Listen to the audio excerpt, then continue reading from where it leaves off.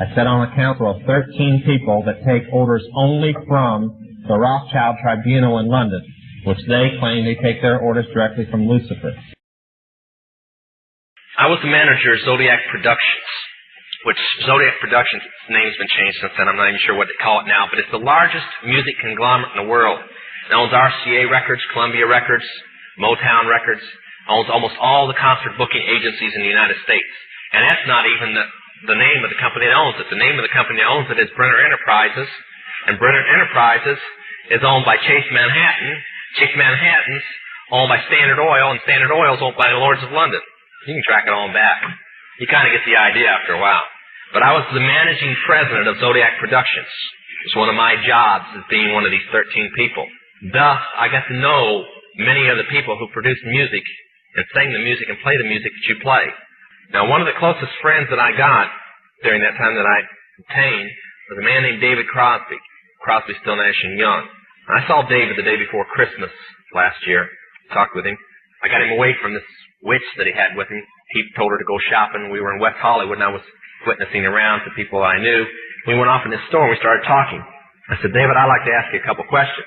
I said, I already know the answers, but I've been gone for 5 years. I'd like to know if certain things are still the way they were when I left. I said, now I'll have to explain some of this when I'm done, because you're not going to understand it all unless you know something about music. I said, do they still take the master to the temple room? Dave said, yeah.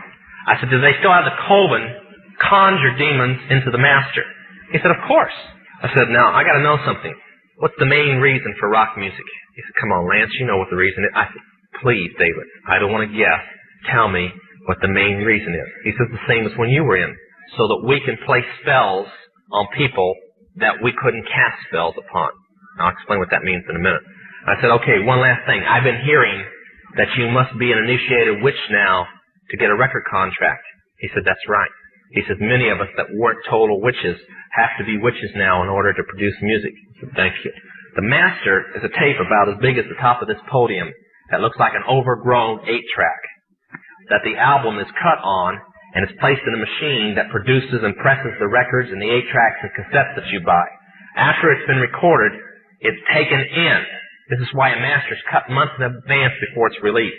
On the full moon, it's taken in to a temple room about the size of this auditorium that is in every one of the major music companies, behind locked doors up in the executive offices. And it's placed on an altar sitting in the north of the room, and a pentagram engraved in the floor.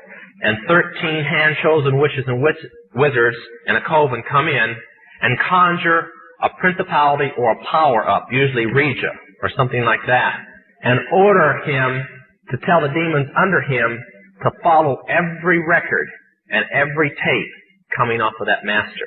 As I tell many Christian parents, you can go home and count your kids' records, probably yours too, and count how many demons at least are there. If that's too hard for you to believe, I'm sorry. That's why they do it. Now listen to me. This is why rock music's addicting. Have you ever seen kids that got rid of their music? They go around like this. They can't wait to find a rock station somewhere, and they sneak off just like getting a cigarette or a fix, because it's addicting. That's why they can't give it up. The rest of the conversation was this. You can't cast a spell on a Christian, but you can get a Christian to cast a spell on themselves. If you give the permission for the spell to work, being a Christian won't block it. And rock music is not just a song. It is supernatural music that which is carefully designed by their spirit guides or familiar spirits in the form of spells. Now, although the devil's music's power is the music and God's music is the words, much of the songs are written in what we call witch language. Give you kind of an idea. Many of you talk on a CB, unless you know what a smoky is, and a 10-4, and a front door and back door and rocking chair and these type of things. You don't know what you're talking about. Same with witches. When you're in the first and second level, you have to learn over 2,000 words that said by anybody else means something totally different than when you say them. Elton John has said he's never written a song or sung a song that wasn't in witch language. And I want to show you something. See how many kids in here will be honest and adults. How many remember and have heard at least several times a song called Hotel California? Somebody tell me what it meant. Quickly, somebody tell me what it meant. Huh? That's pretty close. But from the words, what did it mean? Well, that's more of a guess. See, most people can't tell you. That's why when people do drugs and they listen to songs in which language, they get some of the meaning. But most of the time, they can't tell you. Stop and think how many songs are out there that you really like, and you don't have any idea what the person was talking about. Beyond the Yellow Brick Road? How about The Destroyer by Kiss? Can anybody tell me what it's about? Kiss said in it, kids, kill your parents. They're talking about Helter Skelter. Beatles sung Helter Skelter in which language? Nobody knew what it meant. Manson did because he belongs to the process. Helter Skelter is a several thousand-year-old word. Most of the music is either about Helter Skelter or a place called the Night Winds, which is what Hotel California is about, and different doctrines of witchcraft. You listen to them, your parents let you listen to them, and they have no idea. Kiss openly bragged how they were gaining control of people through their music because the people played their music. They told how they didn't form their own group. Their church, because they were ordained ministers of the Satanist church, placed them together. And that's how most of the music is done. David Crosby, when him and Crosby, Still, Nash & Young produced the record Two-Way Street, they ordered the Principality of Medici to order demons of rebellion to go into the record, and everybody that heard it would be rebellious against law and order and government. And it was one of the reasons for the great upheaval in the 60s was that one album, and they take open credit for it. I have personally talked with Johnny Todd on the basis of Jack Chick's recommendation. Having known Johnny Todd now for more than 4 years, and my having known him for some 6 months, I believe that Johnny Todd is a genuinely converted man, saved by the grace of God out of the depths of Satanism. The first thing they do is they write the script. The script is the first agenda in their propaganda and in their mission for corruption. Okay, it's the message of the script. Then they get the actors, and the actors are... The L.A. County Sheriff's Department has a very secret undercover thing. I don't even know if you can find out if it exists, but I've talked to them. It's called the Occult Squad. They told me in '73 that they found 35 bodies of girls in Los Angeles County that year, and I talked to them in December, that they knew to be human sacrifice, which they listed as rape cases to keep it from the public. The statistics that came in so far this year are close to 125, and the year's not even over. Now that's girls that have been used for human sacrifice. And if you'll notice, there's quite a few rape cases that happened around Halloween that are in the news right now. And from what we can find out, the circumstances that each death fits human sacrifice. But you'll never hear it, that that's the reason.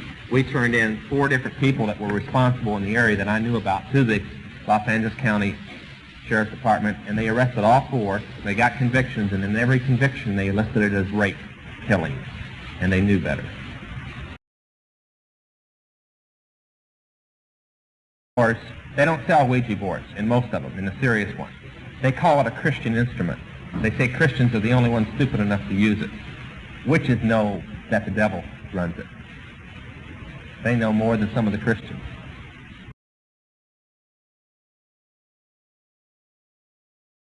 A thing called the Star of David. David was long dead before that star was ever drawn. His son drew it. And it's called the hexagram, and the word to curse or to hex comes from the hexagram. And when witches practice magic, they draw a 5-pointed star to stand in, and they call demons up in the evil sign, what we call the Star of David. So before Christians start tying it around their neck, that's called the demon star, or the Death Star. And that's why it was drawn. For a few people that might be confused about the Solomon aspect, when he backslid, he became the most holiest person in the occult. Everything that we practice are based upon books that he wrote and pictures that he drew when he backslid.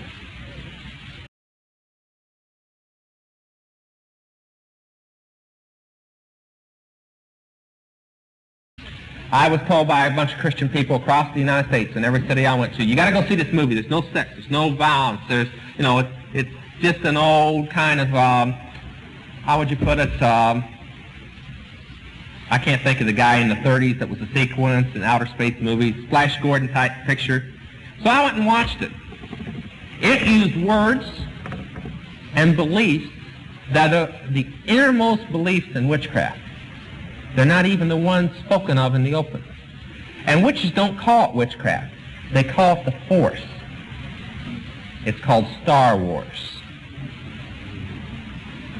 And the whole thing is centered around, 2/3 of the movie is based on the force. That you're stronger when you die, you're reincarnated, you receive guides from people who are dead. It's ESP, see, the biggest line about witchcraft is that it's not bad. It's neither good nor bad. It's the person that's good or bad. And this movie emphasized that a lot. That witchcraft was okay as long as you were a good person. So, adults, before you let them go. And the other one I want to hit real quick is, how many remember Bewitched? It's probably one of the main reasons that witchcraft grew, it and Dark Shadows. Bewitched was written by a witch. The belief of witchcraft is you're born a witch, and that the mortals, or everyday people who don't practice, are dummies. You remember that in the thing? Well, they never got into, it was more of a comedy, they never got into witches' ceremonies or Sabbaths or anything like that. Last night, a person asked me to watch who had gotten to read the script of the new one, Tabitha. So I watched it. It had witchcraft all through it. Real witchcraft. Ceremonies, Halloween, everything. They're coming out stronger now. You better watch what your kids turn on the TV set. There hasn't been a witchcraft movie that had anything to do with Satan in the last 5 years that Satan didn't win openly in the picture.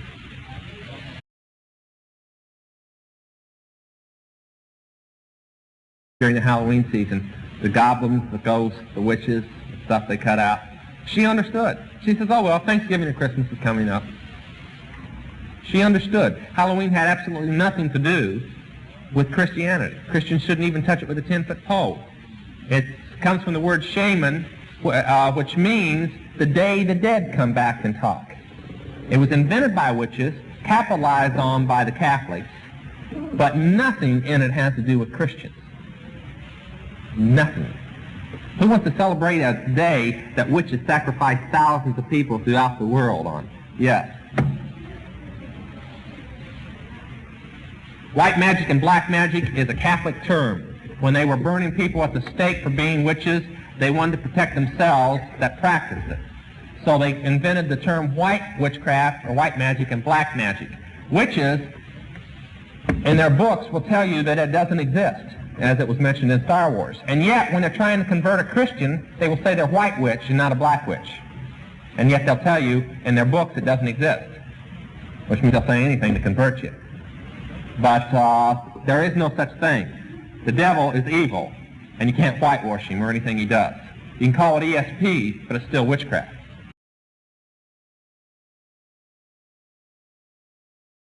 They claim they take their orders directly from Lucifer, and that's why they reside. Somebody's asking me if some of the Rothschilds lived in California. Not those directly related to the tribunal. They won't leave England. Some live in France, but they always come over to England because they believe that England is the place that Lucifer is most fluent and can speak to them more in person than he could anywhere else. And from talking to Christians in England, they estimate there's only 2% of the population are Christians in the Great Britain country. So they have quite a fluent time over there. In fact, some friends of mine just brought pictures back of where they're building homes with broomstick poles coming out of the chimney for the witch spirits to land on to bless their homes. These aren't ignorant people. These are the new $1 million mansions that are going up. It's not just a superstition. The country has really gone back to witchcraft. It was originally total witchcraft. So this is the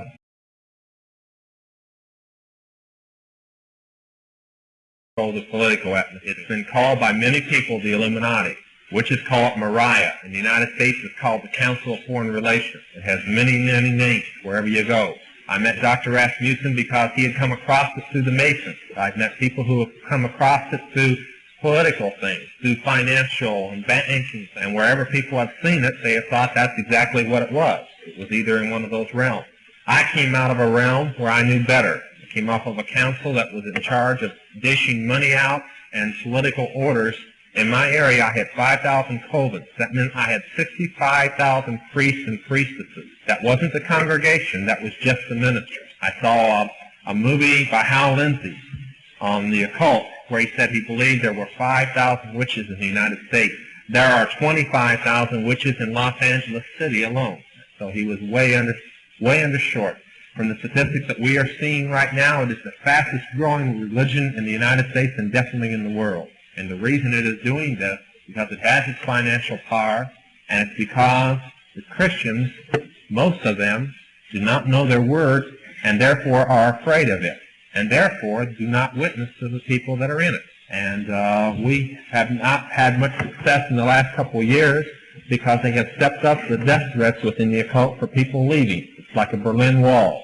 And the people are afraid to come out. When we were there, we were in a meeting one night where we had over 5,000 people in one meeting. In that meeting, 1,500 of them were initiated priests and priestesses of witchcraft that had attended the meeting. And hundreds came up and told ministers, myself and my wife later, they would come out if we could guarantee them a safe place to go until they were strong enough to be on their own.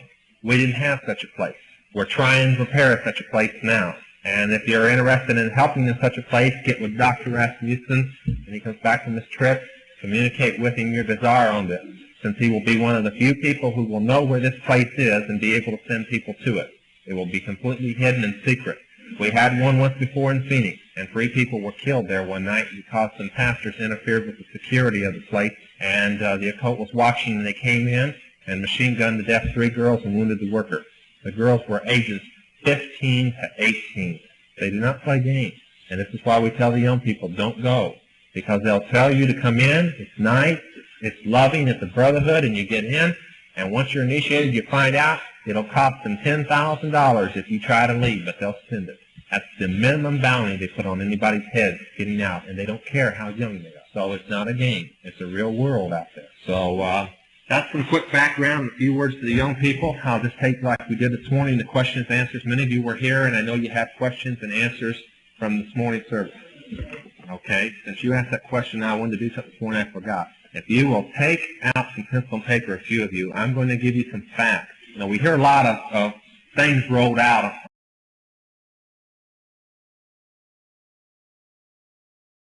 People, you'll just have to understand that I came out of a world that I saw something you don't see when you turn on the radio. Parents, if you're letting to compromise with your young people, them having rock music in your home, which you as Christian parents own and are responsible to the Lord for, then you're wrong. And I recommend you go home right now and throw it in the trash can immediately. And this is the reason why. You see groups up on the television and you hear them on the radio and in concert and stuff, and you don't see the behind things. Now here's one fact. Zodiac Productions, the leading Texas publication. It's changed its name now, but it was Zodiac Productions when I was with it. I was supposedly the owner of it.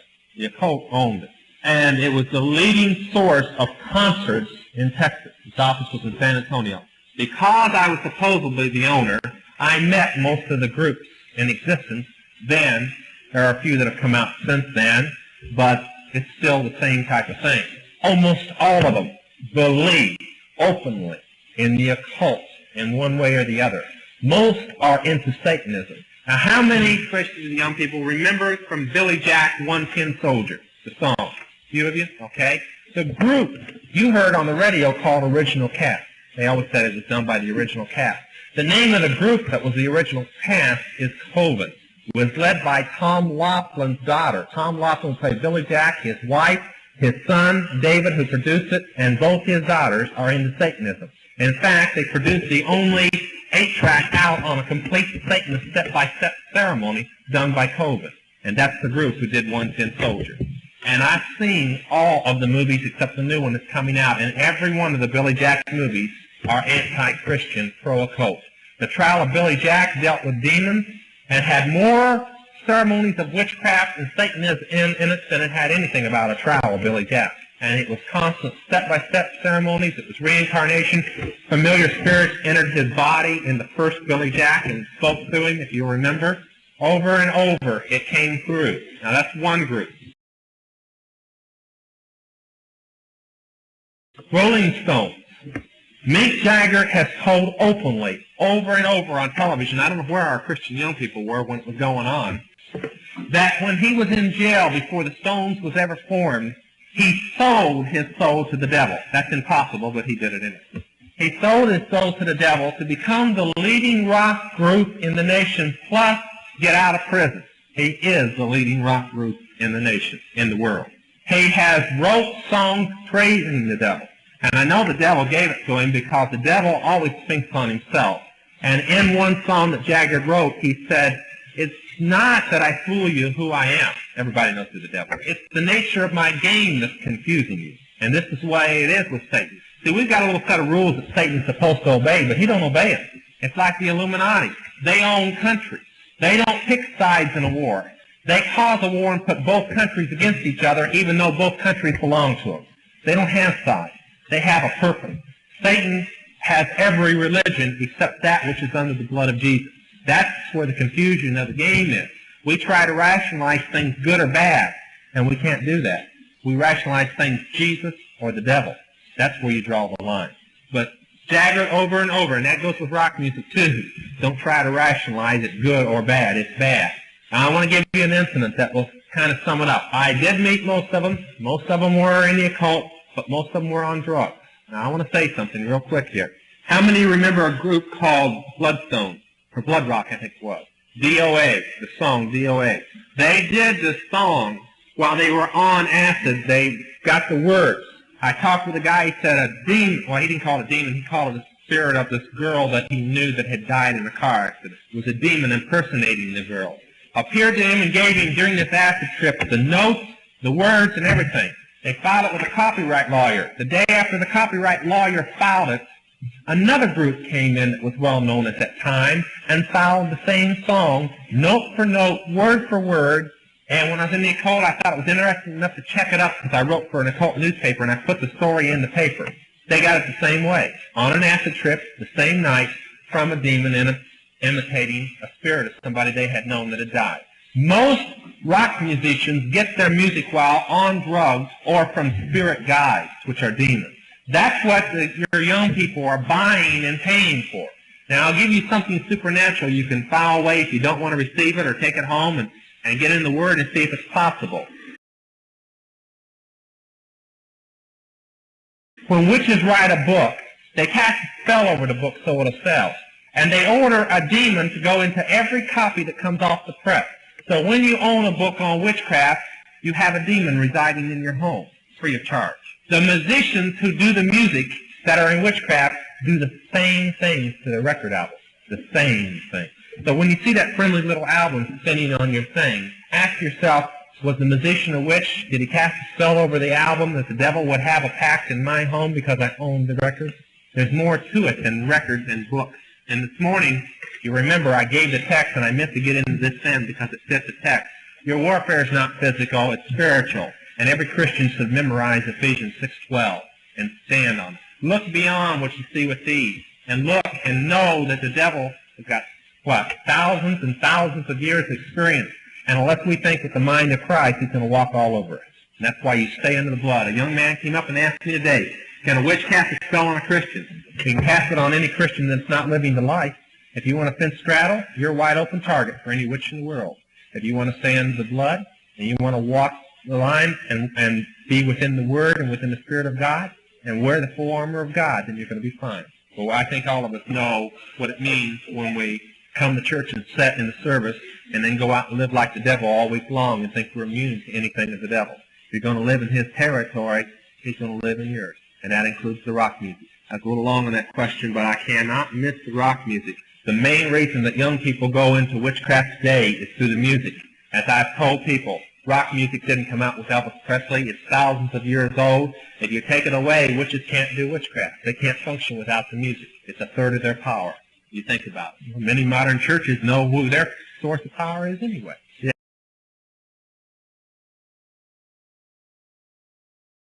And the name was Jimmy Carter. I want you to start looking at, of course, you got to accept and throw away half of what you see on the television news today.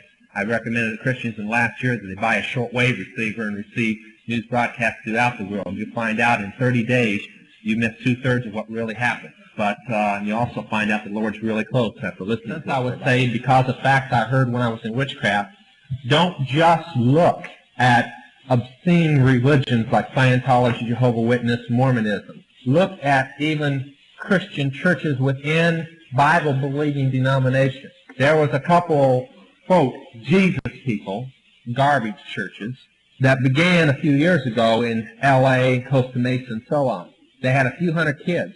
All of a sudden, the pastors move into $500,000 homes, and the churches are taking their offerings out in armored cars. Now, where did they get the funds to buy a $2 million building overnight? They were preaching gospel. Now they're preaching trash. One of them is responsible for the so-called Jesus rock that has ruined half of the good Christian young people today.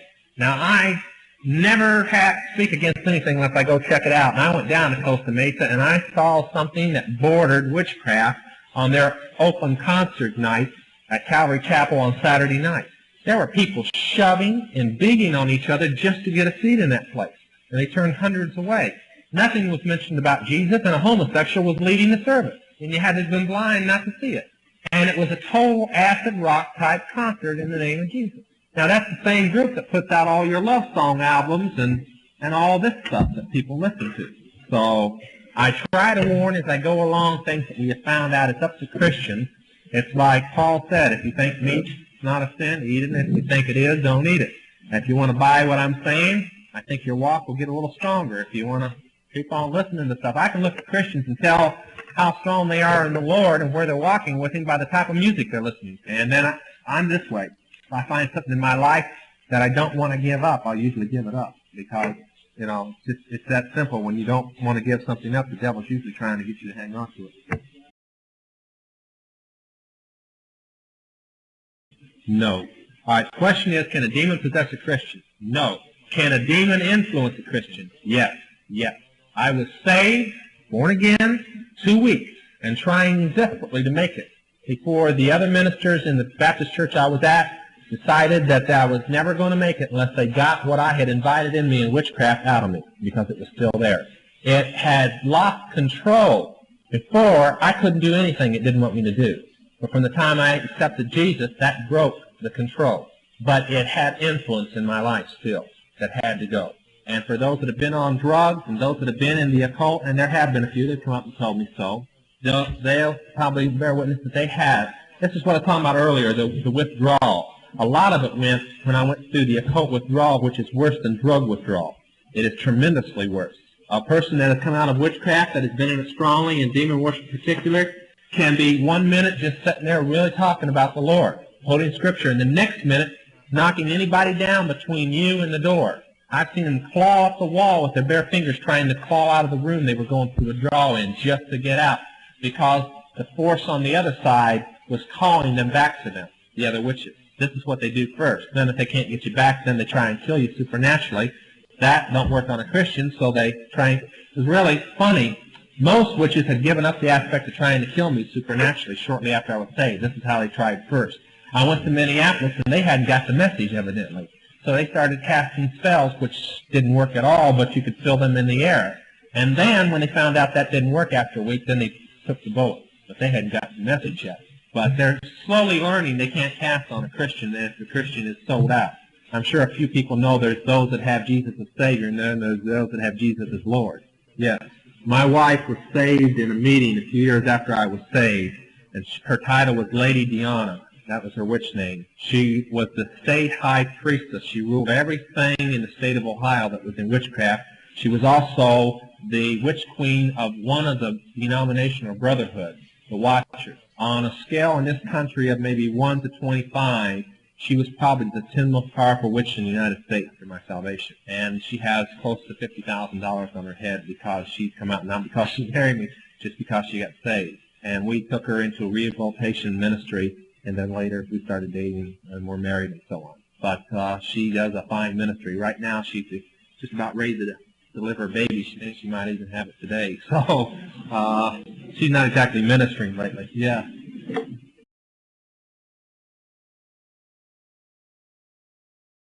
No. Okay.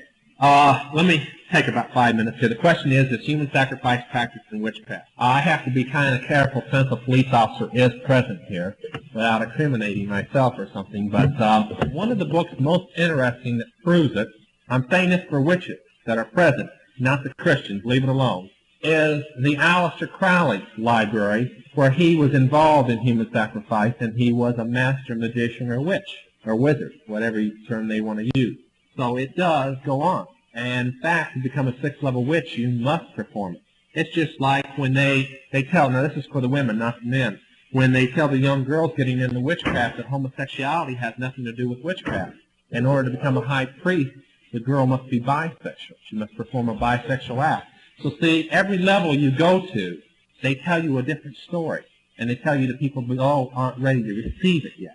And so every step you go up the ladder, everything you've been told before is a lie, and all of a sudden you learn new truth.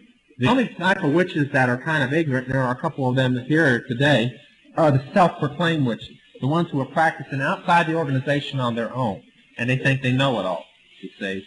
They'll find out one of these days when an enforcer comes from the organization and tells them you either join or you die. Then they'll find out it's not a game anymore. See, it's just like the mafia. You don't function anything else.